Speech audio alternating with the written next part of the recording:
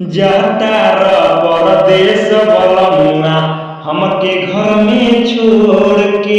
हाँ जाता र परदेस बलमुआ हमके घर में छोड़ के। तनी जाए से पहिले खाला ओठ लाली से रोटी बोर के। तनी जाए से पहिले खाला ओठ लाली से रोटी बोर के। तो हेलो दोस्तों, आपका स्वागत है हमारे YouTube channel writer Mahesh Prajapati में। दोस्तों, आज हम इसी सॉन्ग पर एक होली सॉन्ग लेकर आए हैं जो फूल और प्रिय है। तो चलिए स्टार्ट करते हैं बिना समय गवाए मुखड़े के साथ। जा भर संगे सुतल राजा जी भोर से। हाँ जा भर संगे सुतल राजा जी भोर से। होली में छोड़ के चली गईला भीगेला तकिया लोर से। अरे होली में छोड़ के चली गईला भीगेला तकिया लोर से। अंतरा फर्स्ट। बानी परेशान राजा तोहरे रहन से, कटी न जवानी राजा तोहरे धन से।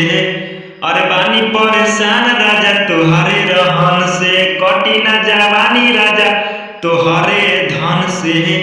भइला तू परदेसी बम दुख हमार होला ना कम। याद में तोहरा पोछिला आंसू साड़ी के हम कोर से।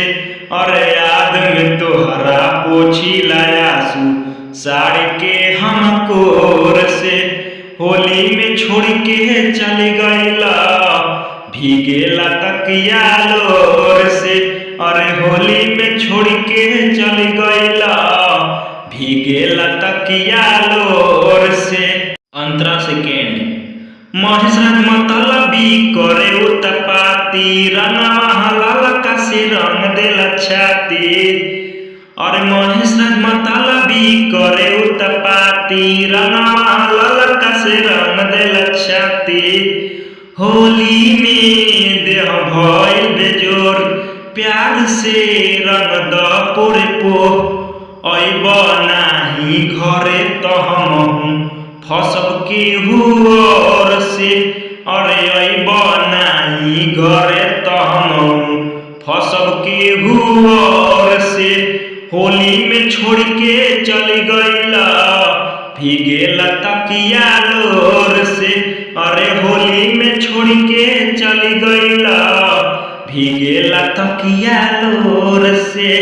दोस्तों, अगर आपको ये वीडियो पसंद आया हो तो वीडियो को लाइक करें और चैनल को सब्सक्राइब जरूर करें। तो चलिए मिलते हैं किसी नेक्स्ट वीडियो में, तब तक के लिए बाय।